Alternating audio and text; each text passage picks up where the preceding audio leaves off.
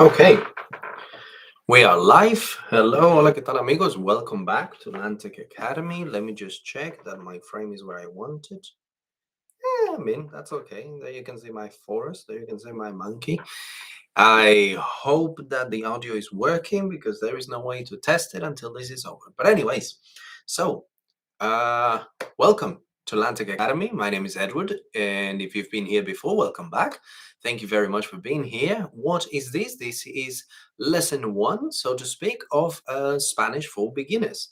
This video is going to be 5 Spanish words slash sentences or phrases, really. Just one of them is a word, the others are phrases that you should know if you want to learn Spanish or if you're trying to learn Spanish. Is this your plan? If so, this is the place for you. If you already have learned some Spanish before, if you're not an absolute beginner, then don't worry. I hopefully will be able to add some extra information there that you might find useful as well. And if not, just leave a comment down below after this live becomes a video. Leave a comment down below and feel free to ask about any questions on any specific topics, or I might even make a video about it later on if it's a very difficult or a very extensive thing that we could cover. Right, so that is the purpose of this. Now, you might be asking, why am I doing this live when I could just make a proper video, right, edit it beautifully and then upload it? My computer doesn't work. That one that you see there, this thing that you see right there, not working. I'm using a laptop that I borrowed, so yeah, this laptop can't edit videos and it's not even mine. So basically, that's the reason. What I'm doing is, my plan is to go live because it's a lot easier. Make a live video recording and then just leave it there as a video, right? And that could be the lesson, the class, the first video. And later on, as time goes by, and hopefully I manage to fix my computer, then we'll be able to make some more proper videos. So yeah, I think that's it for introductions. Let's get on with it. So 5 words, phrases that you should know in Spanish if you're an absolute beginner. Well, if you're a beginner and you want to learn Spanish, first of all, that's exciting. Congratulations on your new journey, on your new goal. Why are you learning Spanish, if I may ask? Let me know. Leave me a comment there. What makes you want to speak this language? Why are you learning it? And yeah, let's get to it. Well, number one is hola. Hola. I'm gonna write them all down in the description of this video so that you can see more clearly what I'm talking about and how to spell it, how to write it, etc. But hola is the first one. Now, you've probably heard it before, right? Hola means hello in Spanish. But don't worry, that's not all I have to say about it. The reason why I chose this one and why I think this is a very good place to start for anyone trying to learn Spanish, it's because just from it, we learn 2 very useful things about Spanish. Number one, the H in Spanish is silent unless it is preceded by a C, right? Like in the word chocolate in English. The spelling of the word chocolate from English to Spanish is the exact same. I'm going to spell it here in the comments, um, in the chat rather. Chocolate. If that was in Spanish, then we would say chocolate, right? So CH, that does make a sound. But if it's just an H by itself, like hola, then it's silent. That's really cool. And that's good to remember. It's a very, very particular thing about Spanish. And sometimes if you're coming from English, it's a bit hard to remember. So keep that in mind. And then the second thing that we can learn from this word, from hola, is that in Spanish, we only have 5 vowels. That's right, just 5 vowels. A, E, I, O, U. A, E, I, O, U. Very easy. Now, you're probably thinking, wait, hold on, isn't it the same in English, right? Just A, E, I, O, U? Well, not really. Well, what I'm talking about is not about the alphabet, right? We're talking about pronunciation. When it comes to pronunciation, in English, we don't have 5 vowels. We have more like 25 or something like that because there are different variations of each vowel, right? Depending on where it is. The A in car is not the same A as in apple, right? So that's why in Spanish, I would say it's a lot easier. Just 5 vowels across the language in any way. I can't let that go off because that's where I have my outline. So it doesn't matter what, actually, you know what? Let's put it here. I think that is, there we go. I was clearly not very well prepared for this. This is the first time that I do this. So not very good. I did some tests before, but not great, not great. Anyways, we're learning, we're learning. You're learning Spanish. I'm learning how to teach you Spanish through the internet.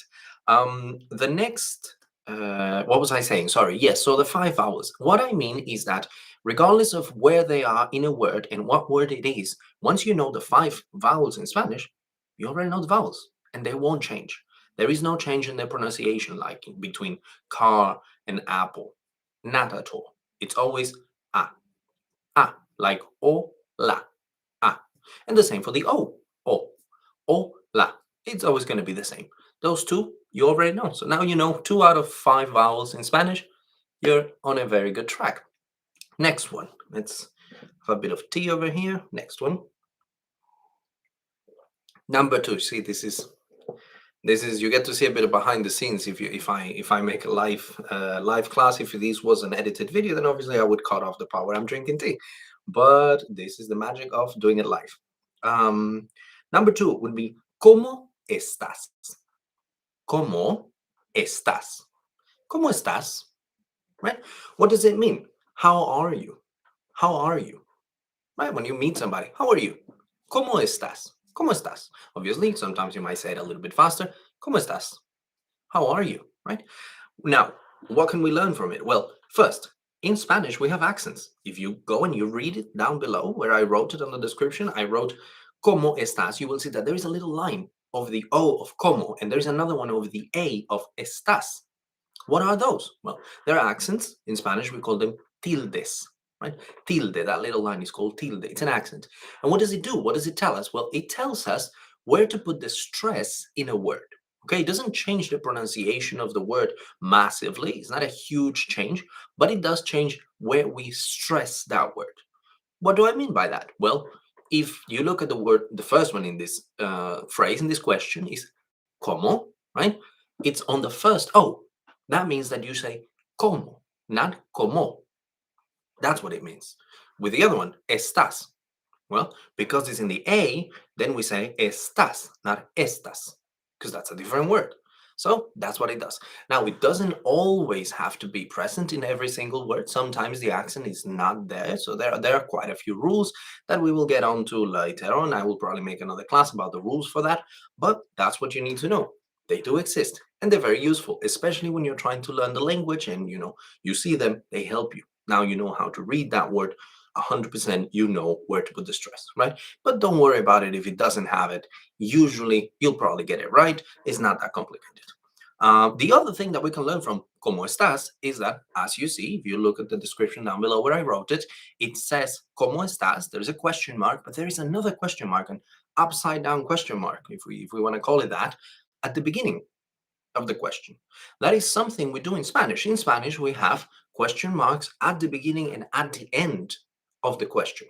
So they're basically showing you, hey, this is the question right there, from here to there. This is your question, right? And that's super useful for people learning the language from start. I think that helps you a lot.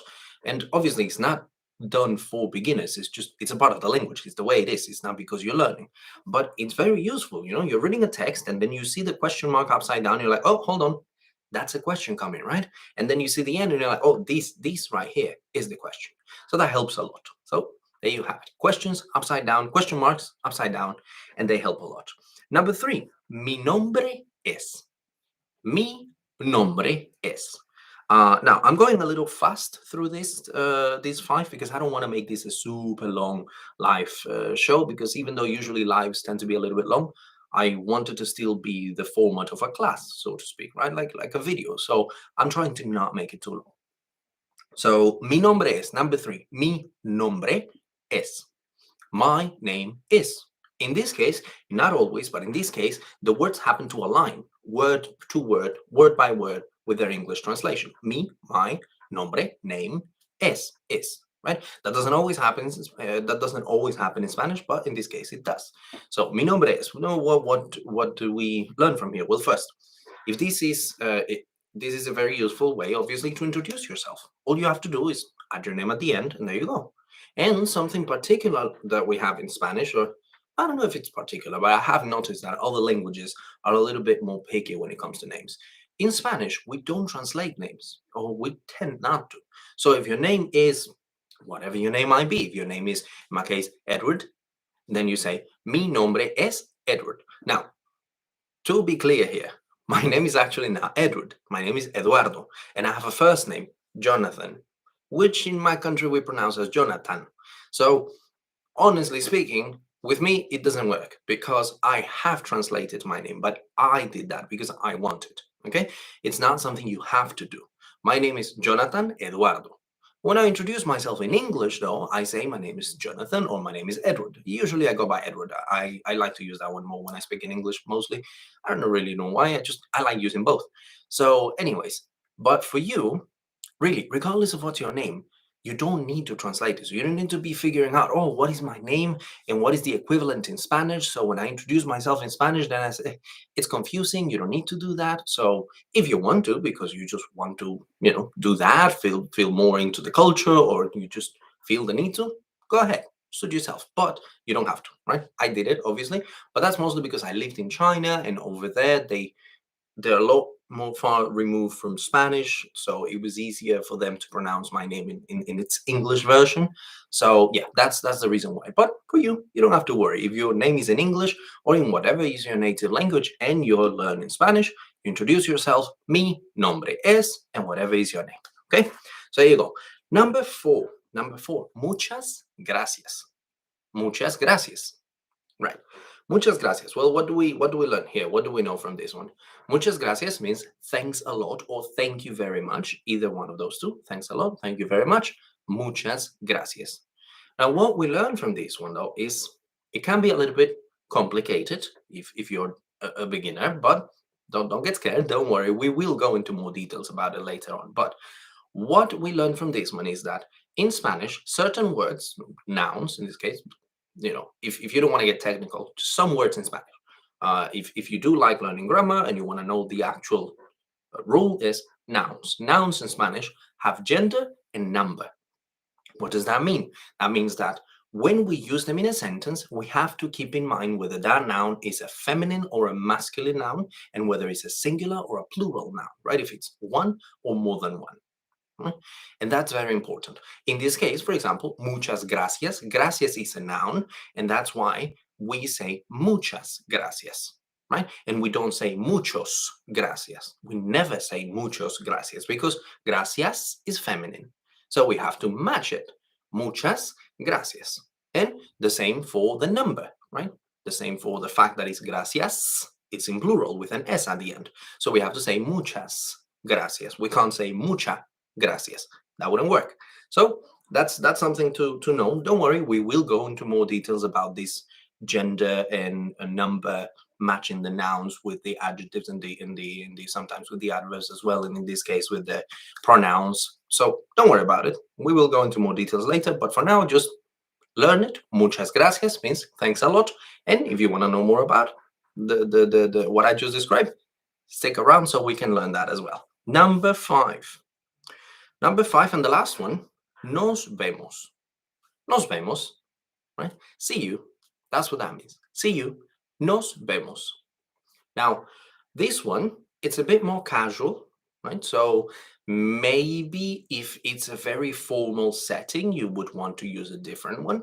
But for the most part, you can use this one. Nos vemos. It's all right. You can use it with friends, with family, even with the elderly. Or you can use it with your professors, with your teachers, with almost anybody. But just keep in mind the situation, the circumstances, right?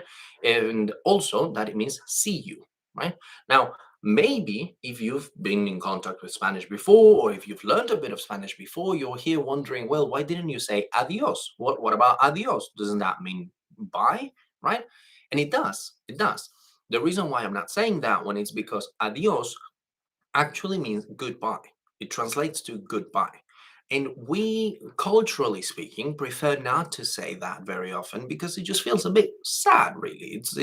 It feels like a very, terminal, a very definitive goodbye. I'll never see you again. And we don't like that, right? So we prefer to say nos vemos. See you. Nos vemos, right? So there you have it. And if you're a bit more advanced, you can even add times at the end of this. Say that you know you're going to see this person on Monday, right? Lunes. Nos vemos el lunes. See you on Monday, right? So you can play with it. And there you have it. That's that one. Oh, and one more thing. Also, if you go down to the description and you see nos vemos, you'll notice that it's also written with an exclamation mark, the little line with the dot on the top. But no, for you would be with the dot at the bottom.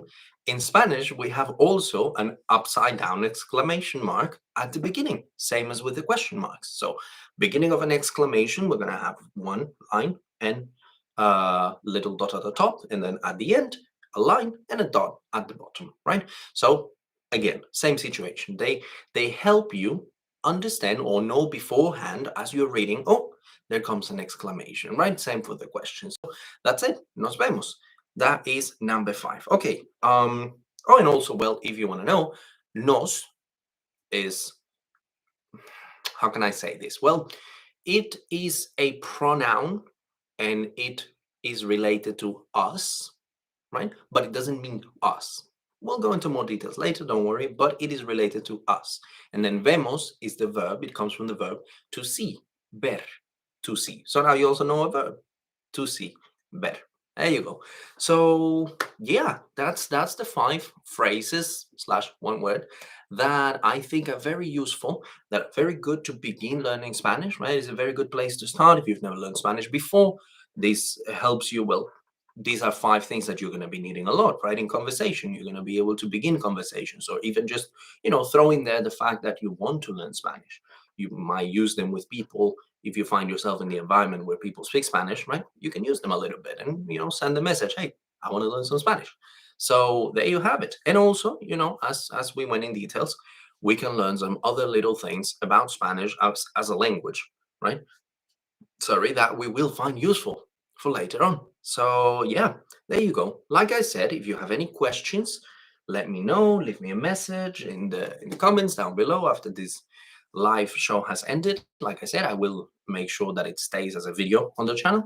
And yeah, if you have any questions, let me know. Let me know. And if you are more advanced, if you've learned Spanish before and you have any specific questions, you're like, oh, actually, those 5 things, it's all great, but I already knew that. I actually have these other particular questions. Let me know as well, And like I said, I might make a video about it. Um, I would really appreciate it. Really appreciate if you give me any feedback. What do you think about this? Does this work? Is this a good format? Are we really learning anything? Am I speaking too fast, too slow? Is it not clear enough? Right? I would like to have something that I could show, say like a presentation or something like that. But like I said, this computer can't really handle it at the moment. So when we have my computer back functioning, hopefully, then we'll be able to have a little bit of a more sophisticated setup so that we can have a little whiteboard. Maybe I can write, etc., so that you can see more clearly what I am explaining. Anyways, we are 18 minutes. Let's just round it up to 20 so that it's a nice, pretty number. I'm a bit weird with numbers. I like some numbers for I don't really know what reason, but yeah, let's let it get to 20. Let's have a sip of tea. And yeah, if you're learning Spanish, well, like I said, I'm curious. Why are you learning Spanish? What is your motivation? Are you learning Spanish just for yourself? Is it just a hobby? Is it for school, maybe? Is it for work? Is it a work opportunity? I'm curious. I'm curious about that. I I well, you might want to know a little bit about, why am I a teacher? Why do I teach Spanish? Or how come I can speak Spanish, right? So Spanish is my native language. I obviously learned it from childhood. I'm from Costa Rica, so that's my native language, Spanish. And then I learned English when I was in high school. Then after that, I moved to China, learned some Chinese, and now I'm a teacher. I'm an educator. I teach Chinese. I teach Chinese Mandarin.